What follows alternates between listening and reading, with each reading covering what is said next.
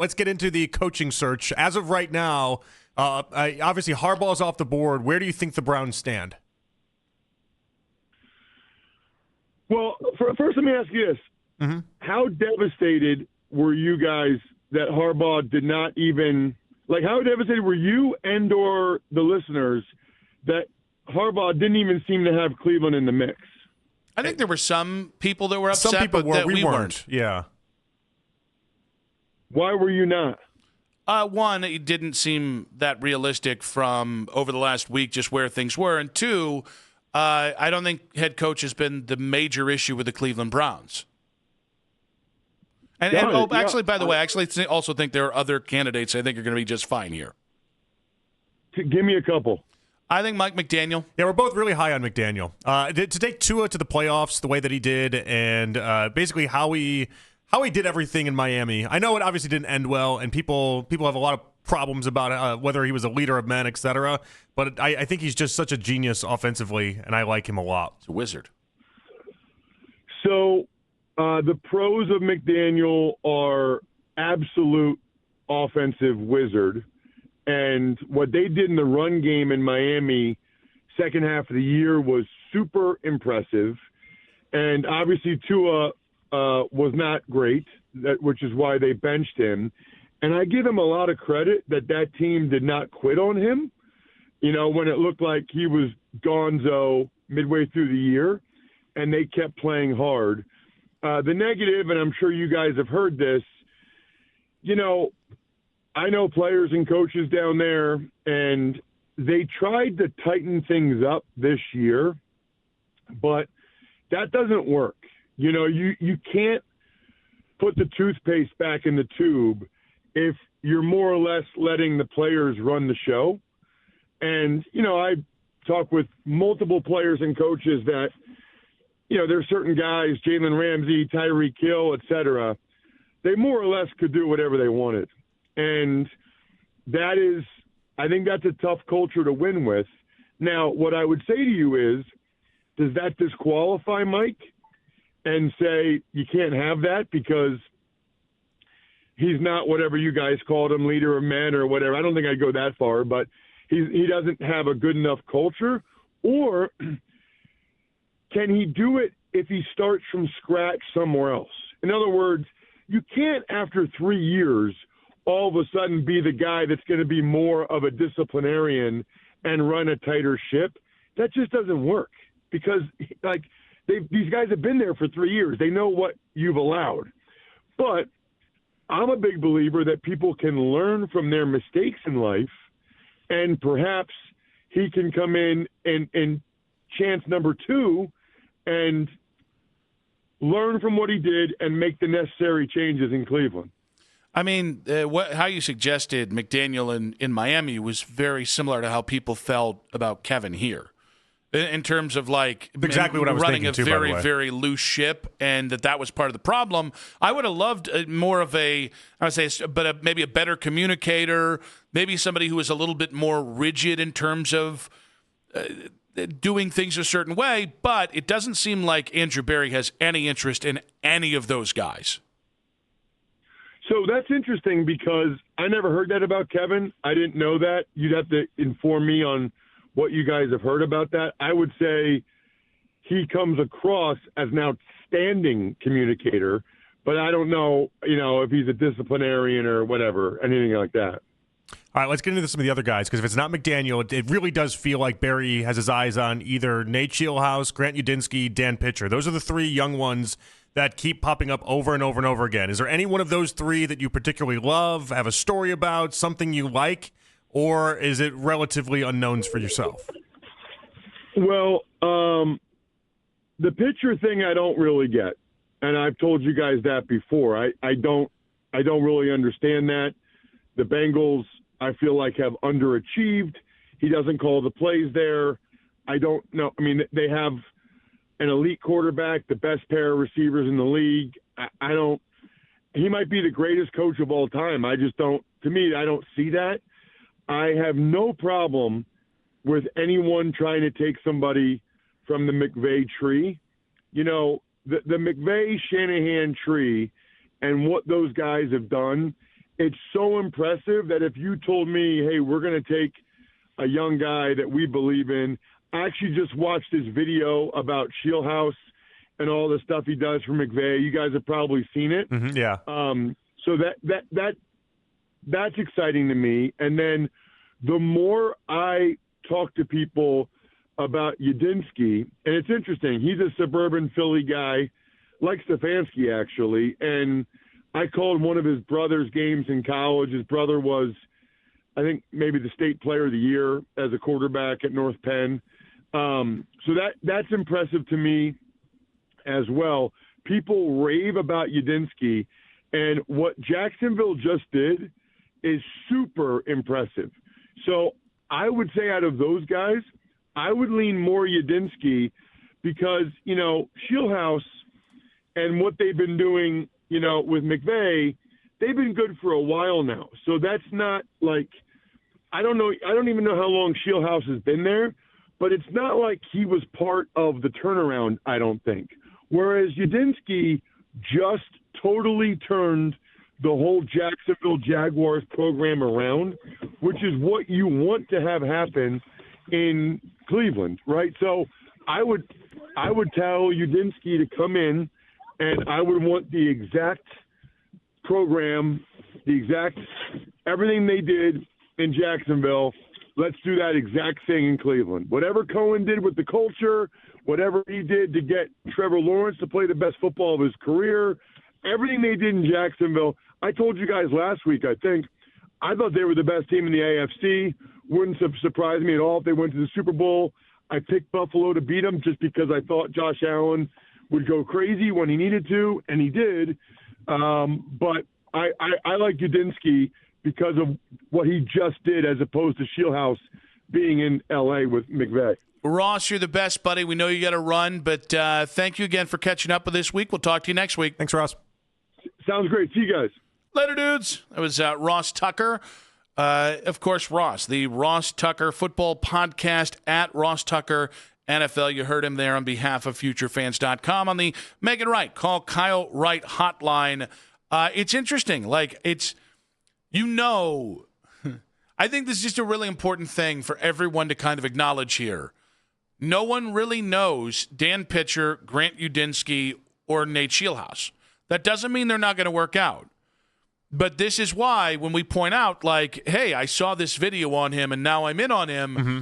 I'm not necessarily as comfortable with that. It's really interesting to me about how it's even like die-hard NFL dudes who call games every week are like, I've heard of him.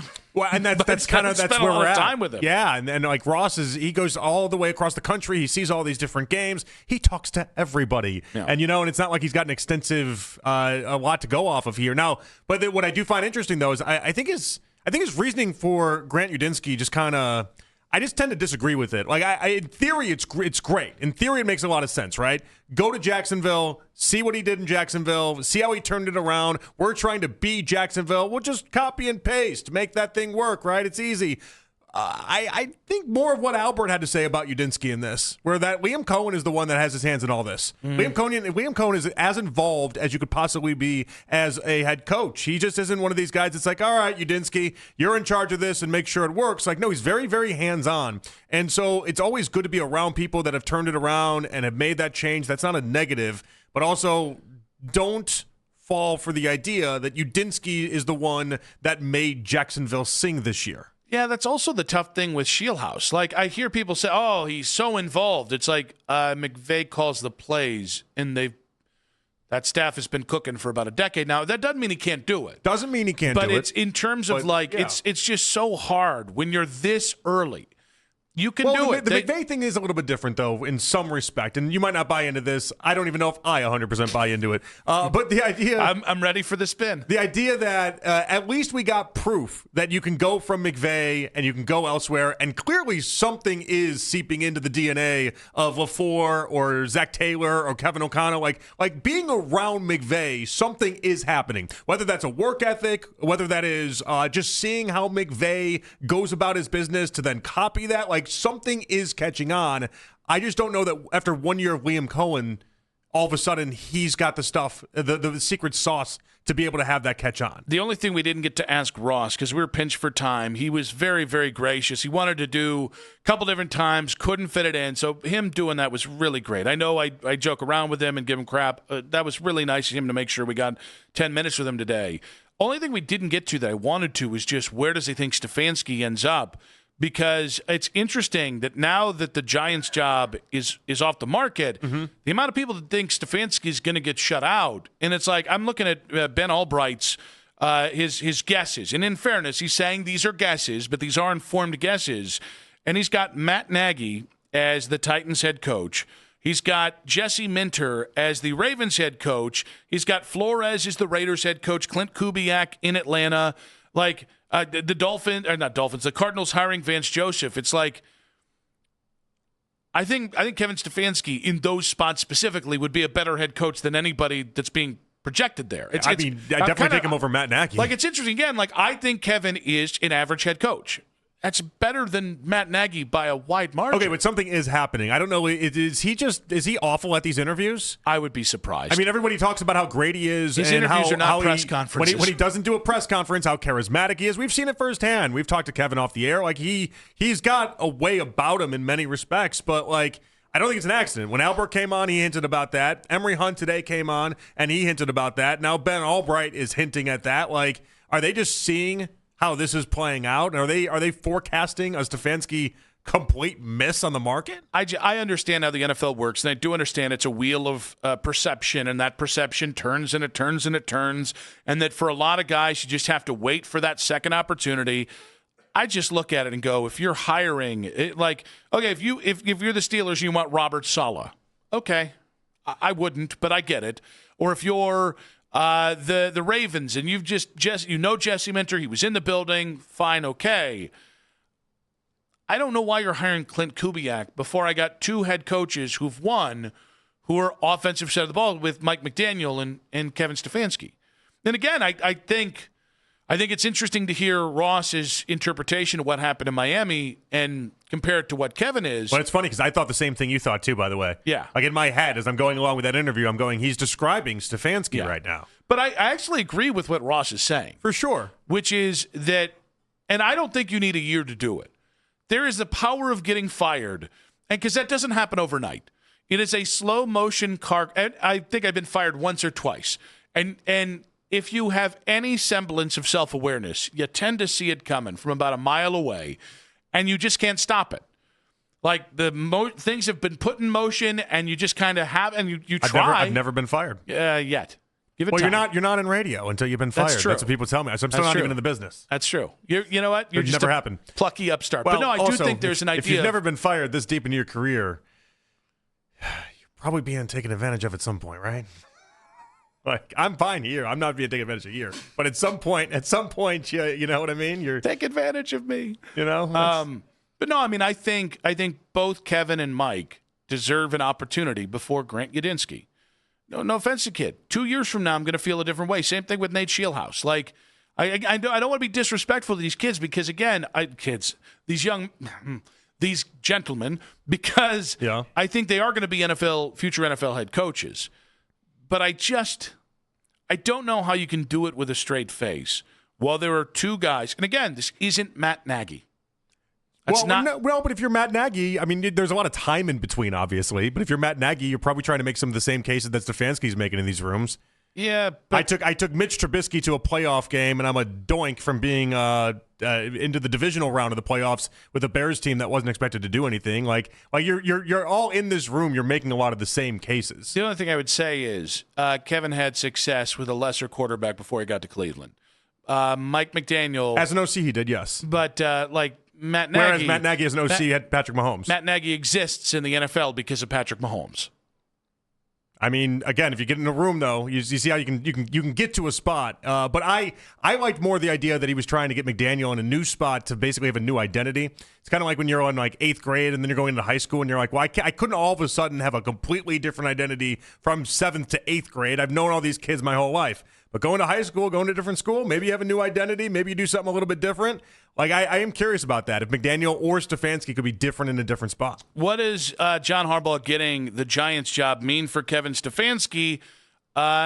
wish him the best. I think he should take the Tennessee job. I think he should make a full court press for either Tennessee or Vegas jobs because I think they give him young quarterbacks I think he can work with and disprove any of the thoughts we've had with him at quarterback. At least it gives you a chance.